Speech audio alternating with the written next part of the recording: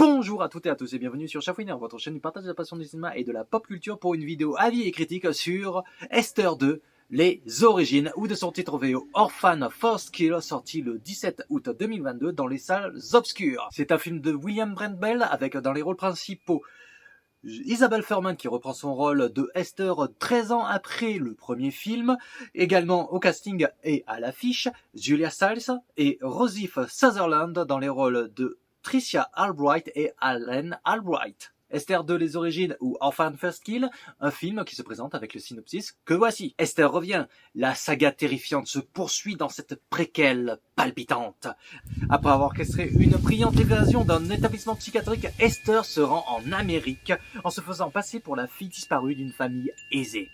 Mais face à une mère prête à tout pour protéger sa famille, son plan va prendre une tournure inattendue. Il vous reste beaucoup de choses à découvrir sur Esther. Esther, ou de son titre VO Orphan, était sorti le 30 septembre 2009 dans les salles obscures. C'était Juan Colessera qui était alors à la barre. Nous y retrouvions déjà Isabelle Fuhrman dans le rôle de la petite Esther. Une Esther qui avait marqué plus d'un, notamment grâce à son twist scénaristique de fin, qui nous présentait le personnage d'Esther non pas comme étant une orpheline comme elle semblait être, mais comme une personne adulte souffrant d'un anisme rare. Je vous passe le nom complet de la dite maladie qui est assez indigeste à prononcer.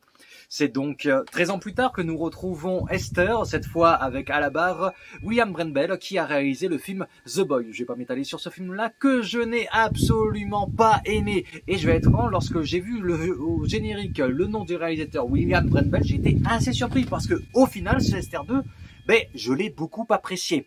Je ne vais pas trop m'étaler sur les points que sont la réalisation et la musique, puisque c'est notamment son histoire qui a fait pour moi tout le sel de ce long métrage. Mais très rapidement, au niveau de l'image, moi j'ai trouvé que, oui, il y avait un petit côté un petit peu vieillot, mais pour moi c'était plus pour renvoyer à la photo des films de l'époque, justement de 2009, de l'époque du premier film.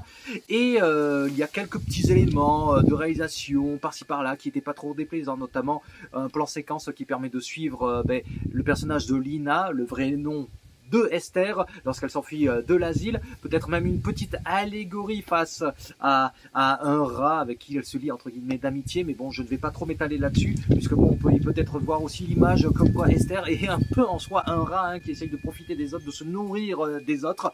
Et pour ce qui est de la musique, elle fait le taf. Brett Détard nous offre une partition qui se suffit en elle-même, qui permet de rythmer le film en lui-même sans trop venir à nous en sortir. Mais je vous propose que l'on se concentre sur l'histoire du film, un élément principal pour moi qui va permettre de répondre à la question de savoir si, oui ou non, ce film est justifié 13 ans après la sortie initiale du premier Esther. Bon, l'histoire nous transporte en 2007 en Estonie, où nous allons suivre le personnage de Lina tenter de s'enfuir de l'hôpital psychiatrique d'où elle est retenue.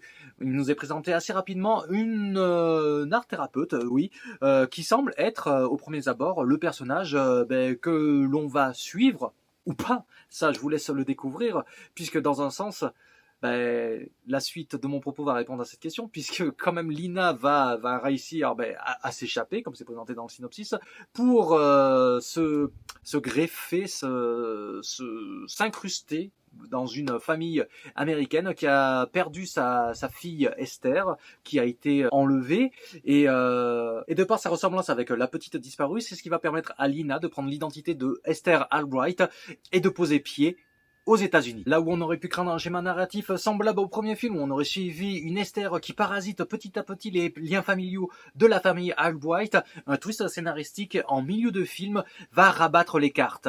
Comme présenté dans le synopsis, c'est donc une Esther prise à son propre piège face à une mère de famille protectrice qui va animer le second grand acte de ce film. Et je ne vais pas en dire plus pour ne pas vous spoiler. Spoiler qui arrive donc maintenant pour rapidement bien vous en parler de ce second grand acte qui a son importance dans la réponse de la question de savoir si oui ou non ce film est justifié 13 ans après le premier film. Donc, spoiler. Mais je ne vais pas m'étaler plus que ça sur les spoilers, puisqu'ils vont surtout reposer sur le twist scénaristique qui amène au second grand acte du film. Celui qui montre que la mère de la famille Albright est tout aussi barrée que Esther. Une Esther qui se retrouve donc prise à son propre piège et qui va tenter par tous les moyens de se sortir de cette famille à laquelle elle a tenté de se greffée. Une famille qui cache bien des secrets, notamment le fait que la mère de famille et le fils Albright sont un petit peu complices d'une machination qui a fait en sorte de cacher au père Albright que c'est le fils Albright qui a tué l'Esther d'origine. Une Esther, un secret donc qui a failli être mis à jour lorsque Lina est venue prendre l'identité d'Esther, chose justement qui a fait un petit peu défaut à la famille et qui va faire que la mère Albright va tenir Esther au creux de sa main.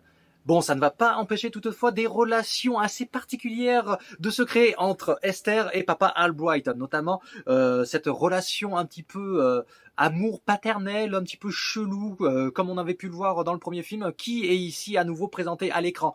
Et justement, là où ça peut un petit peu faire défaut, c'est qu'on ne comprend pas plus pourquoi Esther a cet intérêt, cet amour pour les figures paternelles, pourquoi elle veut se les figures paternelles. On comprend pas plus le pourquoi de cet aspect-là. Mais pour autant, ça va nous permettre de comprendre certains aspects du premier film, notamment la capacité à peindre d'Esther, la capacité artistique, notamment à cacher certains éléments visuels dans ses tableaux grâce à de la peinture qui réagit qu'aux UV. Un tout qui va se poursuivre jusqu'à se conclure dans un final flamboyant et quelque peu déroutant, puisque à défaut d'être réellement percutant, il est surtout déroutant dans la manière où le papa Albright va découvrir la vérité sur Esther grâce à ses dons.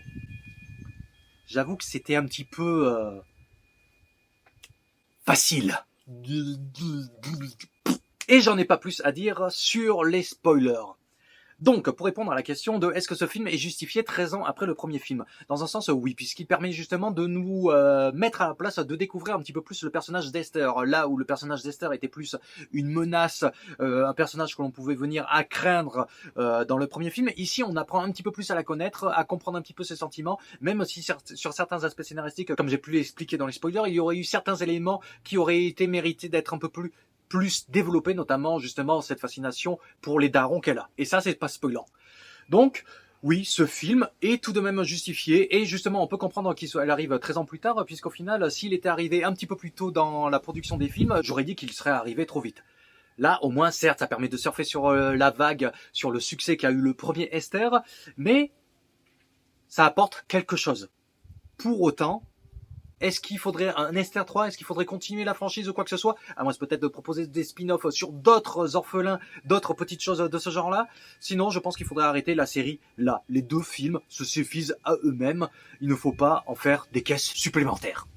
Et encore une fois, je suis très surpris du travail de William Brandbell, que je n'ai pas du tout encore une fois apprécié dans The Boy, mais qui ici fait le taf. En soi, Esther 2, Orphan First Kill, est un film appréciable, sur lequel j'aimerais beaucoup débattre et dont je serais bien curieux de connaître votre avis. Justement, les commentaires sont là pour me dire ce que vous en avez pensé, car oui, qu'est-ce que vous en avez pensé? N'hésitez pas aussi à me dire en commentaire ce que vous aimeriez voir prochainement sur la chaîne. Vous connaissez la chanson habituelle, likez, partagez, mais surtout pour le soutien de la passion, n'hésitez pas à vous abonner. Ceci étant dit, j'ai pas plus à vous dire, je vous dis donc à la prochaine.